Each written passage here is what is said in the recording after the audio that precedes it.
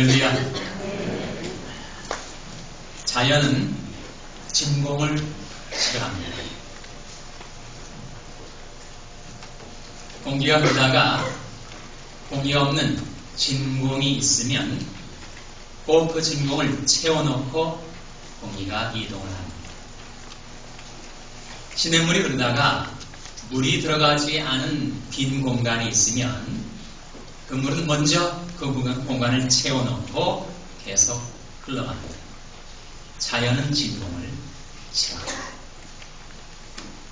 그러한 것처럼 사람의 마음도 진공을 싫어합니다. 우리는 허전함, 공허함을 견딜 수 없어 합니다. 그 무언가로 채워 만족을 얻고자 합니다. 그런데 진공 상태가 있을 때 거기에 들어오는 공기가 아주 신선한 공기일 수도 있고 혼탁한 공기일 수도 있죠. 물이 없는 빈 공간을 물이 채우려고 할 때 그 채우는 물이 수정같이 맑은 생명수의 샘물일 수도 있고 더럽고 오염된 구정물일 수도 있습니다. 마찬가지로 우리 마음의 공허함, 허전함을 채우고자 인생이 이리 뛰고 저리 닿고 살아가는데 그 마음을 신령한 은혜로 채울 수도 있고 간악한 유혹으로 채울 수도 있습니다. 물론 지킬 만한 것보다 더욱 내 마음을 지키라 생명의 근원이 이에서 남이니라 라고 했는데 과연 나는 내 마음에다가 무엇을 공급하며 살아가고 있는 것입니다.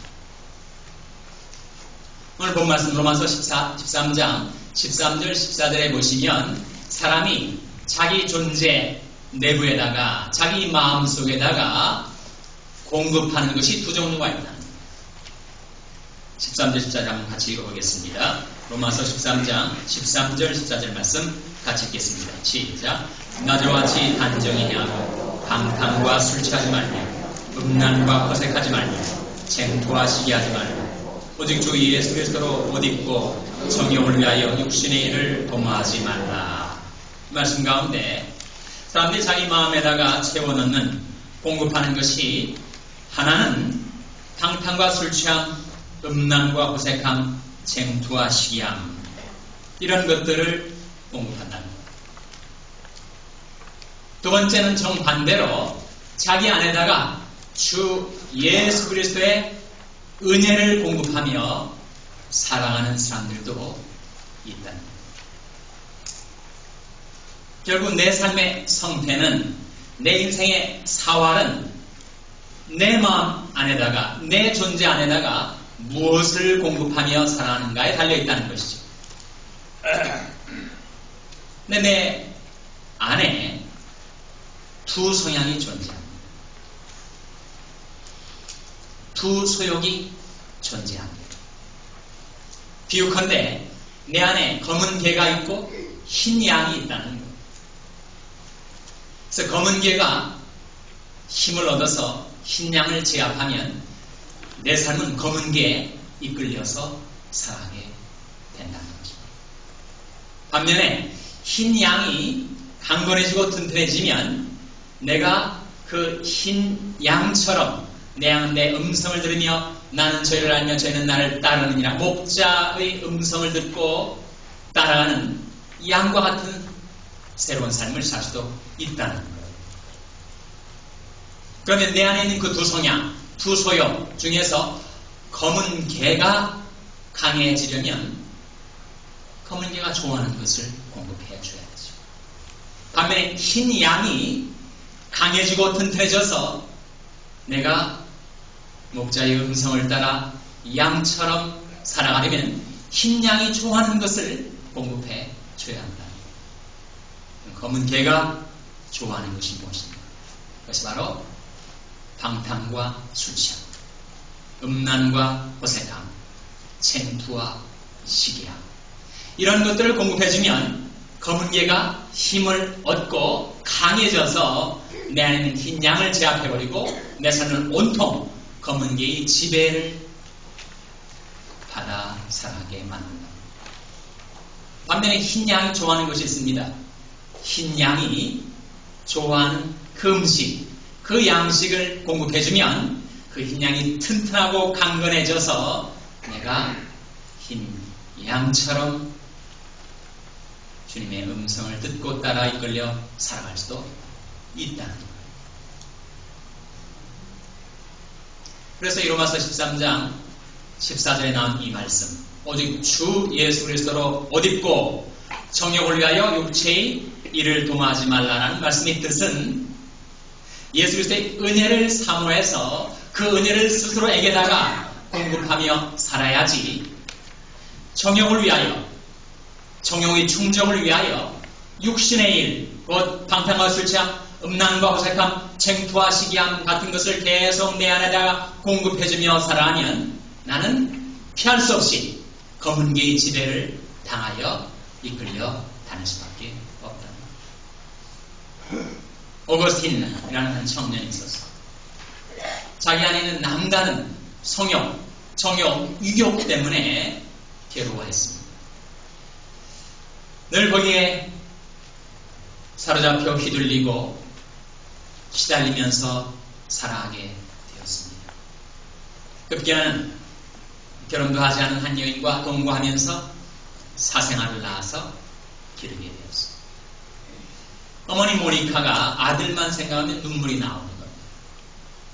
내 아들이 언제 이 방탕함, 이 성적인 방종에서 헤어나와서 이제 하나님이 은혜를 받고 새 삶을 살 수 있을 건가. 한번 교회에 나와서 그 교회 목사인 암브로스 감독한테 하소연을 했습니다. 제 아들이 이렇게 제 속을 썩이고 있어요. 눈물로 호소를 하니까 암브로스 감독이 어머니 모니카에 이렇게 대답을 하였습니다. 어머니, 눈물의 기도가 있는 자식은 결코 망하지 않습니다. 그 이후로 한 번은 이 어거스틴이 정원에 나와가지고 자기가 참 고민스러운 거예요. 한심스러운 겁니다. 이렇게 허망할 수가 있는가. 이래서는 안 되는 걸 알면서도 어찌할 수 없이 끌려다니는 자기 모습이 한탄스러운 거였습니다. 내가 도대체 언제까지 내 귀중한 인생과 세월을 이렇게 탕진하며 살 것인가. 근데 갑자기 정원 옆집에서 한 아기 울음소리가 들려오는 거예요. 이 울음소리가 톨레레게 그런 소리로 들려왔어요. 라틴어로 take up and read 라는 그런 뜻의 말이었습니다. 집어들고 읽어라. 자기에 들려온 그 소리에 따라 옆에 있는 성경책을 집어들고 읽었더니 바로 그것이 로마서 13장 13절 14절의 말씀입니다. 오직 나저와 같이 단정히 하고 방탕과 술 취하지 말며 음란과 호색하지 말며 쟁투와 시기하지 말고 오직 주 예수 그리스도로 옷 입고 정욕을 위하여 육신의 일을 도모하지 말고. 이 오거스틴의 삶에 적중하는 하나님의 말씀이 그에게 보내진 것이었어요. 그래서 제가 그 말씀에 투자해서 그 말씀에 의지해서 그가 정말 개과천선한 사람처럼 새 삶을 살게 되었고, 바로 그가 오늘날도 우리가 기억하고 있는 성 어거스틴이 될 수가 있었던 겁니다.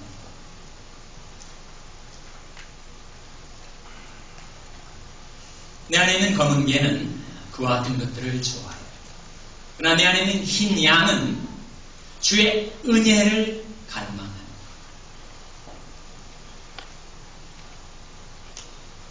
내가 목자의 음성을 듣고 주님을 따르는 양처럼 살 수 있는 길은 내 안에다가 은혜를 계속해서 공급하며 사는 삶입니다. 근데 은혜가 뭐죠, 여러분? 은혜가 무엇입니까? 은혜는 아무런 받을 자격도 가치도 없는 자에게 부어지는 사랑과 기쁨과 축복이 바로 은혜입니다. 사람이 은혜를 받으면 그 마음이 굳세어지고 믿음이 강건해집니다. 히브리서 13장 9절 말씀에 마음은 은혜로서 굳게 하니 아름답고 그런 말씀이 나와요. 마음은 무엇으로 굳게 된다고요? 은혜로서 굳게 됩니다. 우리 믿음은 무엇으로 강건해지는가? 디모데후서 2장 1절 말씀에 내 아들아 그러므로 내가 그리스도 예수 안에 있는 은혜 속에서 강하고 그런 말씀이 나와요. 사람의 심령, 사람의 믿음, 사람의 인생 자체가 무엇으로 견고하게, 튼튼하게, 강건하게 세워지는가? 은혜로서 그게 됩니다. 은혜로서. 그러면 우리가 어떻게 하면 은혜를 받을 수가 있는가? 은혜의 주님께서 우리에게 은혜를 베풀어 주시는 은혜의 통로가 있습니다. 은혜의 방도가 있어요. Means of grace. 주님께서 우리에게 은혜를 베풀어 주시는 은혜의 방도 5가지가 있습니다. 첫째로 예배가 은혜의 방도입니다. 우리는 오늘도 주님 앞에 나와서 예배를 드리죠. 이 예배 가운데 하나님께 경배드리고 찬양드리고 기도합니다. 우리 기도를 하나님께서 어떻게 대해주시는가? 너희는 내게 부르짖으며 와서 내게 기도하면 내가 너희를 들을 것이요 너희가 전심으로 나를 찾고 찾으면 나를 만나리라 그러셨습니다. 우리는 예배 가운데 하나님을 만나 뵙고 하나님 앞에 우리의 기도를 아뢰니다. 너희는 내게 부르짖으며 와서 내게 기도하면 내가 너희를 들을 것이요 너희가 전심으로 나를 찾고 찾으면 나를 만나리라. 그래서 우리는 예배 가운데 은혜를 받습니다. 두 번째 은혜의 방도는 바로 말씀입니다. 우리는 하나님의 말씀을 듣고 깨달으면 내 마음속에 은혜가 부어져요. 하나님 이르신 말씀이 내 입에서 나오는 말도 헛되이 내게로 돌아오지 아니하고 나의 뜻을 이루며 나의 명하여 보낸 일에 형통하리라 그러셨습니다. 예레미야가 말하기를 내가 주의 말씀을 얻어먹었사오니 주의 말씀은 내게 기쁨과 내 마음의 즐거움입니다. 우리가 주의 말씀을 얻어먹으면 그 말씀은 영의 양식, 생명 양식이 되어 내게 기쁨과 내 마음의 즐거움이 된다. 세 번째 우리가 은혜를 받을 수 있는 방도는 성도의 교제입니다. 두세 사람이 내 이름으로 모인 곳에는 나도 그들 중에 있느니라 말씀하신 대로 우리가 주님의 이름을 중심으로 하여 모이면 주님께서 그 자리에 함께 계셔서 은혜를 베풀어 주셨어요. 요한일서 1장에 보면 이런 말씀이 나오죠. 우리가 보고 들은 바를 너에게도 전함은 너희로 우리와 사귐이 있게 하려 함이니 우리 사귐은 아버지와 그 아들 예수 그리스도와 함께합니다. 우리가 이것을 쓰면 우리 기쁨이 충만케 하려 합니다. 우리가 성도의 교제를 나눌 때 그 자리에 하나님 아버지께서 우리와 함께 하시고 주 예수 그리스도께서 우리와 함께 계셔서 은혜와 기쁨을 우리에게 베풀어 주신다는 것. 네 번째 은혜의 방도는 전도입니다. 전도는 무한 가능성을 열어줘요. 우리는 전도하면 부담부터 먼저 느끼지만 내 작은 입으로 내 어눌한 혀를 주님을 의뢰함으로 담대하게 열어 예수 이름을 전하면 예수 믿으세요. 우리 가족, 혈육, 친지, 이웃들에게 예수의 구원의 복음을 전하면 그 전도가 성공할 때도 있고 실패할 때가 있어요. 그러나 그것이 성공하든 실패하든 전도하는 자의 마음에는 은혜가 부어집니다. 하나님께서는 온 세상을 두루 감찰하셔서 지금도 예수의 이름을 구원의 복음을 전하며 살려하는 일을 돌아보시고 그의 삶을 무한한 가능성으로 열어주시고 연구해 주십니다. 전도가 은혜의 방도. 다섯 번째는 봉사가 은혜 받는 길입니다. 자기 시간, 자기 물질, 자기 힘을 들여서 남을 위해서 사심없이 봉사하는 자에는 세상 사람들이 알지 못하는 희열과 보람이 그 마음에 깃들게 됩니다. 우리는 봉사를 통해서 은혜를 받습니다. 은혜의 방도, 민속으로의 5가지를 말씀을 드렸는데 어디서 좀 많이 들어보는 것 같지 않습니까? 우리 샬롬 교회의 비전 5가지가 뭔지 혹시 기억나십니까? 그것하고 은혜의 방도하고 좀 비슷한 것 같지 않아요?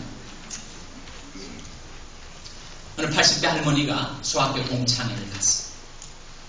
그래서 서로 반가워서 하는 말이, 너 수학교 때하고 하나도 안 변했다. 서로 흰머리 소녀들이 서로 반갑게 인사를 하고 있었어요.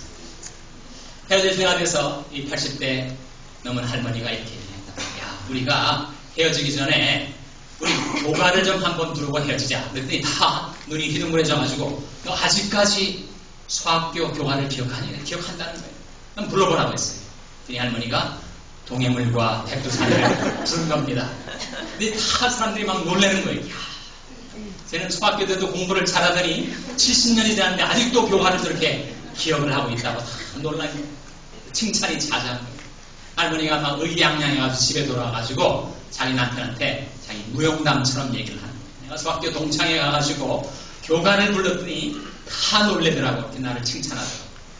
남편이 듣고, 당신 똑똑한 건 내가 아는데 수학교 교가까지 아직 기억하고 있단 말이, 한번 불러보라고. 내 할머니가 남편 앞에서 동해물과 백두산을 부른 거예요. 남편이 듣더니, 당신네 학교 교가하고 우리 학교 교가하고 비슷한 것 같다고. 샬롬교회 비전하고 은혜의 방도 5가지하고 비슷한 것 같습니까? 똑같습니다. 우리 교회가 지향하는 우리 교회의 비전, 그것을 성취하는 길은 바로 은혜의 방도 5가지를 우리가 실행합니다. 자, 기억하시겠습니까? 첫째로 뭐라고요? 신령한 예배. 둘째로 철저한 교육. 셋째로 풍성한 교제. 넷째로 열심 있는 전도. 다섯째로 정성 어린 봉사. 그것이 우리 교회의 비전이자 그 비전을 성취할 수 있는 은혜의 방도입니다. 누가 은혜를 받을 수가 있을까요? 사모하는 자가 받습니다. 시편 107편 9절 말씀에 저가 사모하는 영혼을 만족해 하시며 줄인 영혼에게 채워주심이로다, 그런 말씀이 나옵니다. 여러분, 정말 은혜를 사모하십니까? 은혜를 갈망하십니까? 하나님이여 사슴이 시냇물을 찾기에 갈급함 같이 내 영혼이 주를 찾기에 갈급하니이다. 내 영혼이 하나님, 그 생존하시는 하나님을 갈망하나니 내가 어느 때에 나가서 하나님 앞에 배울고, 사슴이 시냇물을 찾기에 갈급함 같이 여러분 은혜 받기를 갈급해 하십니다. 시편 130편에 보면 이런 말씀이 나와요. 나고 내 영혼이 여호와를 기다리며 내가 그 말씀을 바라는도다. 파수꾼이 아침을 기다림보다 내 영혼이 주를 더 기다리니 참으로 파수꾼이 아침을 기다림보다 더하도다. 하나님 누구에게 은혜를 베풀어 주시는가? 사모하는 자에게, 갈망하는 자에게, 하나님을 향한 갈망이 있고 은혜 받기를 사모하는 자에게 하나님께서는 저가 사모하는 영혼을 만족해 하시며 줄인 영혼에게 좋은 것으로 채워주신다고 하셨습니다. 우리 주 예수 그리스도께서 이 세상에 오셨을 때 우리 주님께서는 입만 벌리시면 하나님 말씀이 쏟아져 나왔습니다. 그 이유가 무엇일까요? 그것은 하나님께서 성령을 우리 주 예수님에게 한량없이 공급해 주셨기 때문입니다. 요한복음 3장 34절 말씀에 하나님이 보내신 이는 하나님의 말씀을 하나니 이는 하나님의 성령을 한량없이 주심이며, 하나님이 나사렛 예수에게 성령과 능력을 기름 붓듯 하셨음에 저가 들어다니시며 착한 일을 행하시고 마귀 들린 모든 자를 고치셨으니 이는 하나님이 함께 하셨습니다. 만약 우리도 은혜를 사모하고 은혜를 갈망하면 하나님께서 한량없이 성령과 말씀을, 은혜와 긍휼을 우리에게 부어주신다는 약속입니다. 과연 나는 나 스스로에게다가 무엇을 공급하며 살아가고 있는 것인가? 베드로전서 4장 11절 말씀에 만일 누가 말하려면 하나님의 말씀을 하는 것 같이 하고, 누가 봉사하려면 하나님이 공급하시는 힘으로 하는 것 같이 하라. 봉사의 예술서로 말미암아 하나님의 영광을 받으시게 하려 함이니 그에게 영광과 권능이 세세무토록 있느니라. 세상이 우리에게 공급해주는 구정물과 같은 방탕과 술취함, 음란과 허색함, 쟁투와 시기함 대신 죄의 신령한 은혜를 삼아 그것을 구하여 받아 자기 스스로에게다가 그 은혜를 부단히 공급하며 살아가시는 저와 여러분 되시기를 주님의 이름으로 축원합니다. 기도하시겠습니다. 아버지 하나님, 이 아침에 저희를 불러주시고 들으신 하나님의 말씀이 빛 가운데 저희의 마음, 저희의 지나온 삶을 돌이켜봅니다.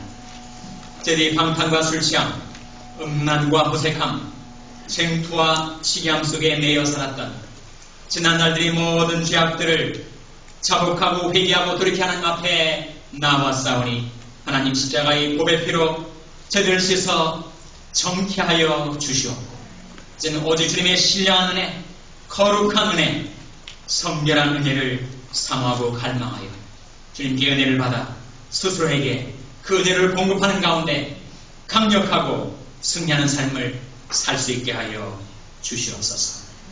예수님의 이름으로 기도하옵나이다. 아멘.